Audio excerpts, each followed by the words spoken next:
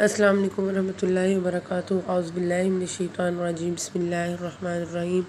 رب اشرح لی صدری ویسر لی امری واحلل عقدۃ من لسانی یفقہوا قولی۔ رب زدنی علما، رب یسر ولا تعسر وتمم الخیر۔ الحمدللہ، آج ہم پارہ نمبر 19 کا آغاز سورۃ الفرقان سے کریں گے، جس کی ابتدا ہم نے کل کر لی تھی۔ قیامت کے دن کی منظر کشی کی جا رہی ہے اور جس دن آسمان بادل سمیت پھٹ جائے گا۔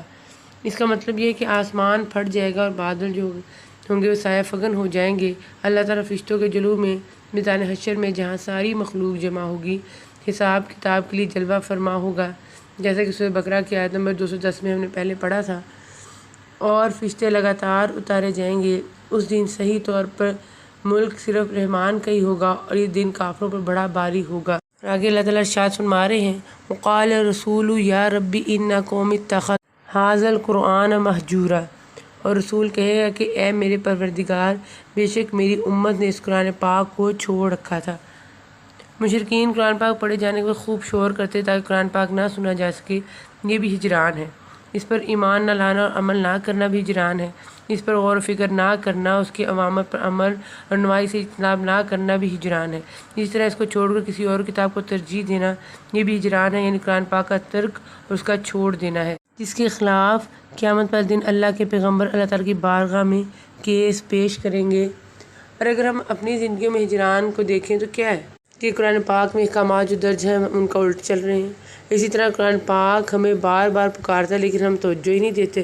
پھر آگے اللہ تعالیٰ قرآن پاک کو وقتاً فوقتاً اتارنے کی حکمت بیان کر رہے ہیں، اور کافروں نے کہا کہ اس پر قرآن پاک سارا کا سارا ایک ساتھ ہی کیوں نہ اتارا گیا، کہ جس طرح تورات، انجیل اور زبور وغیرہ کتابیں بیک مرتبہ نازل ہوئیں، اس طرح ہم نے تھوڑا تھوڑا کر کے اتارا تاکہ اس سے ہم آپ کا دل قوی رکھیں۔ ہم نے اسے ٹھہر ٹھہر کر ہی پڑھ سنائے ہیں۔ اللہ تعالیٰ نے جواب میں فرمایا کہ ہم نے حالات و ضروریات کے مطابق اس قرآن پاک کو 23 سال میں تھوڑا تھوڑا کر کے اتارا تاکہ اے پیغمبر صلی اللہ علیہ وسلم، تیرا اور اہل ایمان کا دل مضبوط ہو اور ان کے خوب ذہن نشین ہو جائے، جس طرح دوسرے مقام پر فرمایا سورہ بنی اسرائیل کی آیت نمبر 106 میں، اور قرآن پاک اس کو ہم نے جدا جدا کیا تاکہ تو اسے لوگوں پر رک رک کر پڑھے، اور ہم نے اس کو وقفے وقفے سے اتارا۔ اس قرآن پاک کی مثال بارش کی طرح ہے۔ بارش جب بھی نازل ہوتی ہے، مردہ زمین میں زندگی کی لہر دوڑ جاتی ہے، اور یہ فائدہ بالعموم اس وقت ہوتا ہے جب بارش وقتاً فوقتاً نازل ہو، نہ کہ ایک ہی مرتبہ ساری بارش کے نزول سے۔ یہ آپ کے پاس جو کوئی مثال لائیں گے، ہم اس کا سچا جواب عمدہ تجھی آپ کو بتا دیں گے۔ یہ قرآن پاک کے وقفے وقفے سے اتارے جانے کی حکمت و علت بیان کی جا رہی ہے کہ مشرکین جب بھی کوئی مثال یا اعتراض اور شبہ پیش کریں گے تو قرآن پاک کے ذریعے سے ہم اس کا جواب یا وضاحت پیش کر دیں گے، اور یوں انہیں لوگوں کو گمراہ کرنے کا موقع نہیں ملے گا۔ پھر آگے اللہ تعالیٰ فرما رہے ہیں کہ اور قوم نوح نے بھی جب رسولوں کو جھوٹا کہا تو ہم نے انہیں غرق کر دیا اور لوگوں کے لیے انہیں نشان عبرت بنا دیا، اور ہم نے ظالموں کے لیے دردناک عذاب تیار کر رکھا ہے۔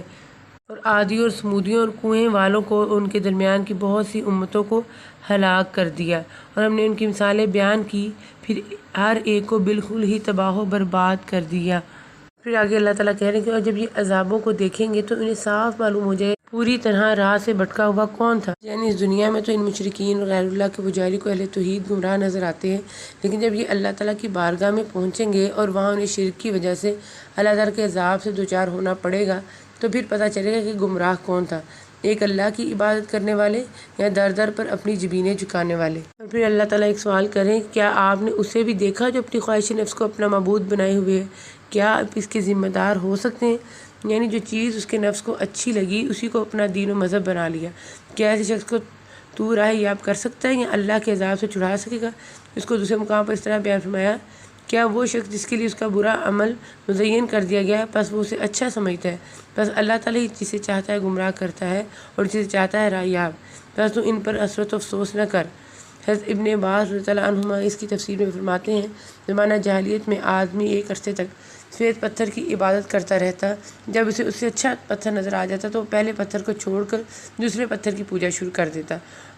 مطلب یہ ہے کہ ایسے اشخاص جو عقل و فہم سے اس طرح عاری اور محض خواہش نفس کو اپنا معبود بنائے ہوئے ہیں، اے پیغمبر کیا تو ان کو ہدایت کے راستے پر لگا سکتا ہے؟ یعنی نہیں لگا سکتا۔ کیا آپ اسی خیال میں کہ ان میں سے اکثر سنتے ہیں یا سمجھتے ہیں وہ تو نرے چپاہیوں جیسے ہیں، یعنی جانوروں جیسے ہیں، بلکہ ان سے بھی زیادہ بھٹکے ہوئے، یعنی یہ جو پاہی جانور جس مقصد کے لیے پیدا کیے گئے ہیں اسے وہ سمجھتے ہیں، لیکن انسان جسے صرف ایک اللہ کی عبادت کے لیے پیدا کیا گیا تھا، وہ رسولوں کی یاد دہانی کے باوجود اللہ کے ساتھ شرک کا ارتکاب کرتا اور در در پر اپنا ماتھا ٹیکتا پھرتا ہے۔ اس اعتبار سے یہ یقیناً جانوروں سے بھی زیادہ بدتری اور گمراہ ہیں۔ پھر حکم دیا جا رہا ہے کہ بس آپ کافروں کا کہنا نہ مانیں اور قرآن پاک کے ذریعہ ان سے پوری طاقت سے بڑا جہاد کریں۔ اس کا مطلب یہ ہوا کہ قرآن پاک کے اوامر و نواہی کھول کھول کے بیان کریں اور اہل کفر کے لیے جو زجر و توبیخ اور وعیدیں ہیں وہ واضح کریں۔ یہ آیت مکی ہے اور ابھی جہاد کا حکم نہیں ملا تھا جب یہ آیت نازل ہوئی تھی۔ پھر بہت ہی خوبصورت لفظ آتا ہے وَعِبَادُ الرحمن، رحمان کے سچے بندے، یعنی اللہ کے سچے بندے کون ہیں؟ پہلے ذکر آیا تھا قیامت والے دن بادشاہی رحمان کی ہوگی، اور اب بتایا جا رہا ہے کہ رحمان کے بندے کون سے ہیں۔ اللہ تعالیٰ نے خود سے منسلک کر کے ان کا یہاں پر تذکرہ کیا ہے، اور اگر رحمان کے بندوں کی کوالٹیز کو ڈیوائڈ کریں تو ایک بہت ہی اہم پہلو سامنے آتا ہے کہ اس میں عبادات بہت کم ہے، صرف شرک سے پرہیز کریں، سجدہ و قیام اللیل، یعنی رب سے ریلیشن کیسا ہونا چاہیے۔ اللہ تعالیٰ ان کی کوالٹی بیان کرتے کہہ رہے ہیں کہ اور جو اپنے رب کے سامنے سجدے اور قیام کرتے ہوئے راتیں گزار دیتے ہیں، اور جو یہ دعا کرتے ہیں کہ اے ہمارے پروردگار ہم سے دوزخ کا عذاب پرے ہی رکھ، کیونکہ اس کا عذاب چمٹ جانے والا ہے۔ اس سے معلوم ہوا کہ رحمان کے بندے وہ ہیں جو ایک طرف راتوں کو اٹھ کر اللہ تعالیٰ کی عبادت کرتے ہیں اور دوسری طرف وہ ڈرتے بھی ہیں کہ کہیں کسی غلطی یا کوتاہی پر اللہ تعالیٰ کی پکڑ میں نہ آ جائے، اس لیے وہ عذاب جہنم سے بھی پناہ طلب کرتے ہیں۔ گویا اللہ تعالیٰ کی عبادت و اطاعت کے باوجود اللہ کے عذاب اور اس کے مواخذے سے انسان کو بے خوف اور اپنی عبادات و اطاعت الہی پر کسی غرور اور گمنڈ میں مبتلا نہیں ہونا چاہیے۔ اسی مفہوم کو دوسرے مقام پر اس طرح بیان فرمایا گیا ہے سورہ مومنون کی آیت نمبر 60 میں، اور وہ لوگ کہ جو کچھ دیتے ہیں اور ان کے دل ڈرتے ہیں کہ اپنے رب کی طرف لوٹنے والے ہیں۔ ڈر صرف اس کی بات کرنی کہ انہیں بارگاہ الہی میں حاضر ہونا، بلکہ اس کے ساتھ اس کا بھی ہے کہ ان کا صدقہ خیرات قبول ہوتا ہے یا نہیں۔ حدیث میں آیت کی تفسیر میں آتا ہے کہ عائشہ رضی اللہ عنہا نے رسول اللہ صلی اللہ علیہ وسلم سے اس آیت کی بابت پوچھا کہ کیا اس سے مراد وہ لوگ ہیں جو شراب پیتے اور چوری کرتے ہیں؟ تو آپ صلی اللہ علیہ وسلم نے فرمایا نہیں اے ابو بکر رضی اللہ عنہ کی بیٹی، بلکہ یہ وہ لوگ ہیں جو روزے رکھتے، نماز پڑھتے اور صدقہ کرتے ہیں، لیکن اس کے باوجود ڈرتے ہیں کہ ان کے یہ اعمال نامقبول نہ ہو جائیں، اور جو خرچ کرتے وقت بھی نہ تو اسراف کرتے ہیں نہ بخیلی، بلکہ ان دونوں کے درمیان معتدل طریقے پر خرچ کرتے ہیں، یعنی اللہ کی نافرمانی میں خرچ کرنا اسراف، اور اللہ کی اطاعت میں خرچ نہ کرنا بخیلی، اور اللہ تعالیٰ کے احکام و اطاعت کے مطابق خرچ کرنا قوام ہے، اور اللہ کے ساتھ کسی دوسرے کو معبود نہیں پکارتے، اور کسی ایسے شخص کو جسے قتل کرنا اللہ تعالیٰ نے منع کر دیا ہو وہ سوائے حق کے قتل نہیں کرتے۔ اور حق کے ساتھ قتل کرنے کی 3 صورتیں ہیں۔ اسلام کے بعد کوئی دوبارہ کفر اختیار کرے جسے ارتداد کہتے ہیں، یا شادی شدہ ہو کر بدکاری کا ارتکاب کرے، یا کسی کو قتل کر دے، ان صورتوں میں قتل کیا جائے گا، نہ وہ زنا کے مرتکب ہوتے ہیں۔ ایک حدیث کا مفہوم ہے کہ رسول اللہ صلی اللہ علیہ وسلم سے سوال کیا گیا کہ کون سا گناہ سب سے بڑا ہے، تو آپ صلی اللہ علیہ وسلم نے فرمایا یہ کہ تو اللہ کے ساتھ کسی کو شریک ٹھہرائے، درا حالانکہ اس نے تجھے پیدا کیا۔ اس نے کہا کہ اس کے بعد کون سا گناہ ہے؟ فرمایا کہ اپنی اولاد کو اس خوف سے قتل کرنا کہ تیرے ساتھ کھائے گی۔ اس نے پھر پوچھا پھر کون سا؟ آپ صلی اللہ علیہ وسلم نے فرمایا یہ کہ زنا۔ تو پھر آپ صلی اللہ علیہ وسلم نے فرمایا کہ ان باتوں کی تصدیق اس آیت سے ہوتی ہے۔ پھر آپ نے یہی آیت تلاوت فرمائی، اور جو لوگ جھوٹی گواہی نہیں دیتے، ہر باطل چیز بھی جھوٹ ہے، اس لیے جھوٹی گواہی سے لے کے کفر و شرک، ہر طرح کی غلط چیزیں، مثلاً لہو و لعب، گانا اور دیگر بیہودہ جاہلانہ رسم و افعال سب اس میں شامل ہیں۔ عباد الرحمن کی صرف یہ کہ کسی بھی جھوٹ میں اور جھوٹ کی مجلسوں میں حاضر نہیں ہوتے، اور جب کسی لغو چیز پر ان کا گزر ہوتا ہے تو شرافت سے گزر جاتے ہیں۔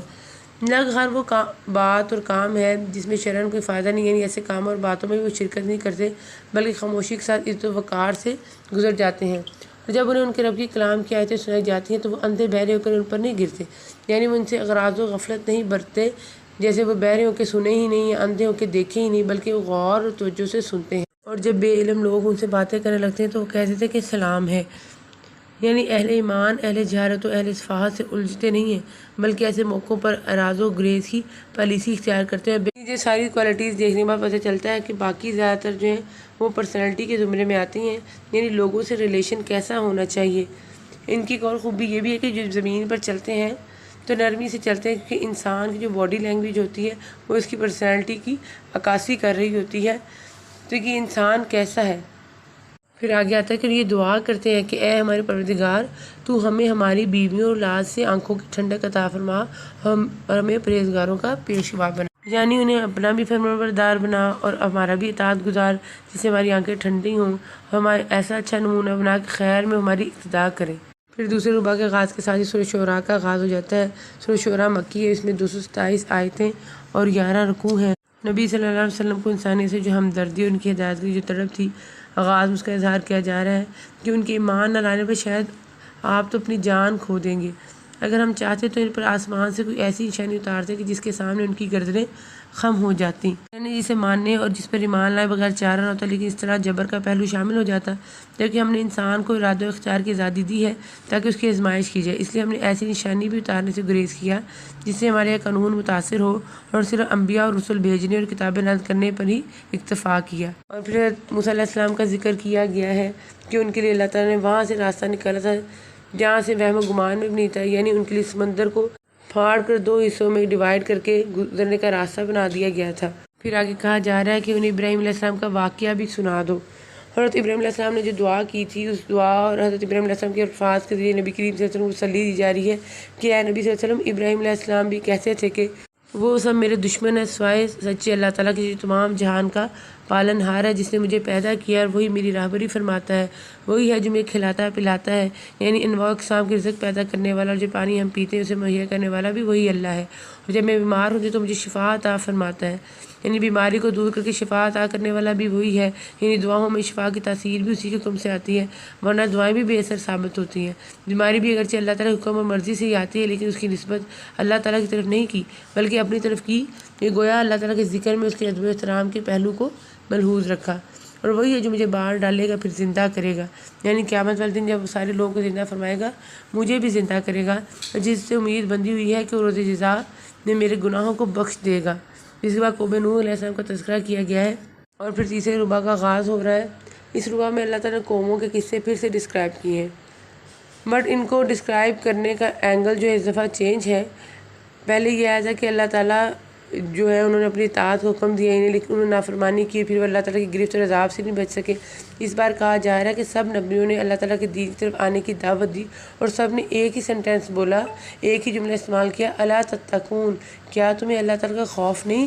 قوم عاد کا ذکر آتا ہے کہ وہ بڑی مضبوط اور عالیشان رہائشیں تعمیر کرتے تھے جس میں ہمیشہ انہی محلات میں رہیں گے، اور پھر آگے کہہ رہے ہیں کہ جب کسی پر ہاتھ ڈالتے تو سختی اور ظلم سے پکڑتے تھے، جن کے ظلم تشدد اور قوت طاقت کی طرف اشارہ ہے، اور جب ان کے اوصاف قبیحہ بیان کیے جو ان کے دنیا میں انہماک اور ظلم و سرکشی پر دلالت کرتے ہیں، تو پھر انہیں دوبارہ تقویٰ اور اپنی اطاعت کی دعوت بھی دی جا رہی ہے۔ انہیں بھی پھر یہی کہا جا رہا ہے کہ کیا تم اللہ تعالیٰ سے ڈرتے نہیں؟ اور پھر قوم سمود کا ذکر آیا کہ پیغمبر نے کہا کہ بے باک حد سے گزر جانے والوں کی اطاعت سے باز آ جاؤ، جو ملک میں فساد پھیلا رہے اور اصلاح نہیں کرتے۔ ان سے مراد وہ رؤسا اور سردار ہیں جو کفر و شرک کے داعی اور مخالفت حق میں پیش تھے، لیکن پھر بھی نہ مانے۔ انہیں بھی یہ کہا گیا کہ تم اللہ تعالیٰ کی اطاعت نہیں کرتے، اللہ تعالیٰ سے ڈرتے نہیں ہو۔ پھر اللہ تعالیٰ قوم لوط کا تذکرہ کر رہے ہیں۔ یہ قوم ہم جنس پرستی کا شکار تھی، ان سے بھی یہی پوچھا گیا کیا تمہیں اللہ تعالیٰ کا خوف نہیں ہے؟ پھر اصحاب الایکہ کا ذکر آتا ہے کہ انہیں حکم دیا گیا کہ ناپ پورا بھرا کرو، کم دینے والوں میں شمولیت نہ کرو، سیدھی صحیح ترازو سے تولا کرو، لوگوں کو ان کی چیزیں کمی سے نہ دو، پھر باقی کے ساتھ زمین فساد میں چاہتے نہ پھرو، اس اللہ کا خوف رکھو جس نے خود تمہیں اور اگلی مخلوق کو پیدا کیا ہے۔ یعنی انہیں بھی اللہ تعالیٰ خوف کا متعلق پوچھا جا رہا ہے کہ تمہیں خوف ہے یا نہیں۔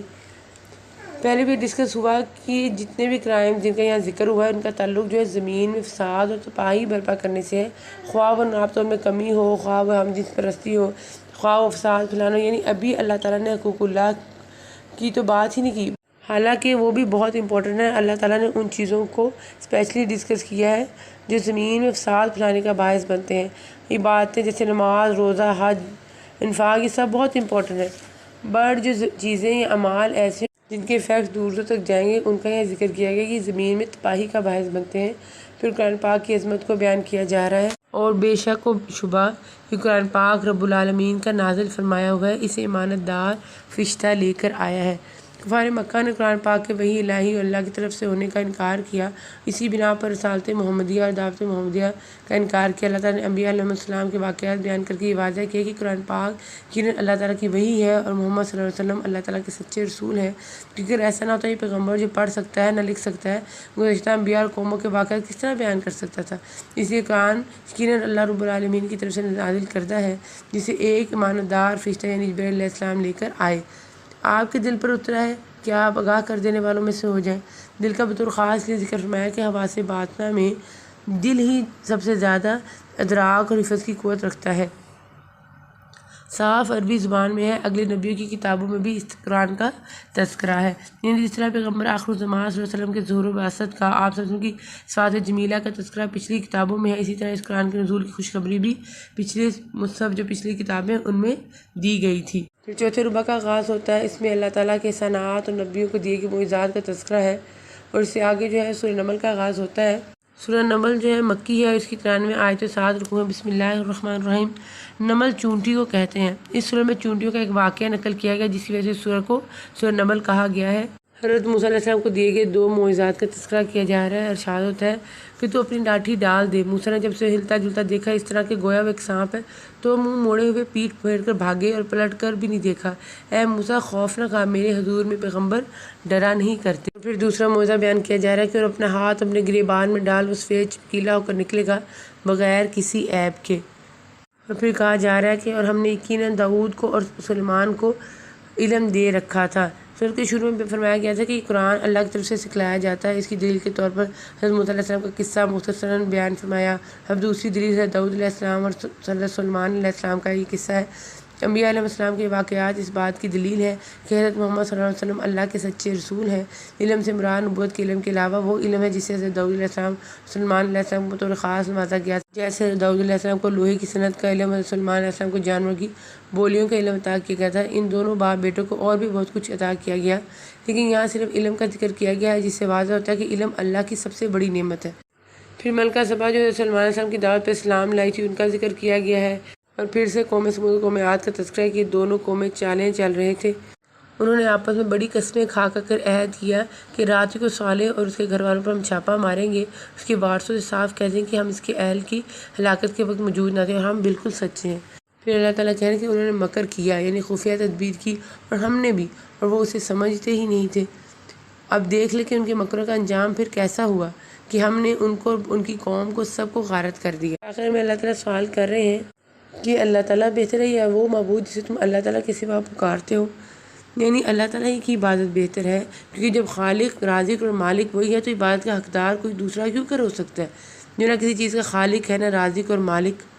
آخر میں ہم آج کی دعا دیکھ لیتے ہیں۔ آج کے بارے میں بہت سی دعائیں آئیں۔ سورہ فرقان کی 2 دعائیں ہیں، ایک آیت نمبر 65 میں ہے، دوسری آیت نمبر 74 میں ہے، اور تیسری سورہ شعراء کی آیت نمبر 83 to 85 میں ہے، اور چوتھی جو دعا ہے وہ سورہ نمل کی آیت نمبر 19 میں ہے۔ اے میرے رب، مجھے قابو میں رکھ کہ میں تیرے احسان کا شکر ادا کرتا ہوں کہ تو نے مجھ پر میرے والدین پر کیا ہے، اور ایسا عمل صالح کروں جو تجھے پسند ہے، اپنی رحمت سے مجھ کو صالح بندوں میں داخل کر۔ آمین۔ وآخر دعوانا ان الحمد للہ رب العالمین۔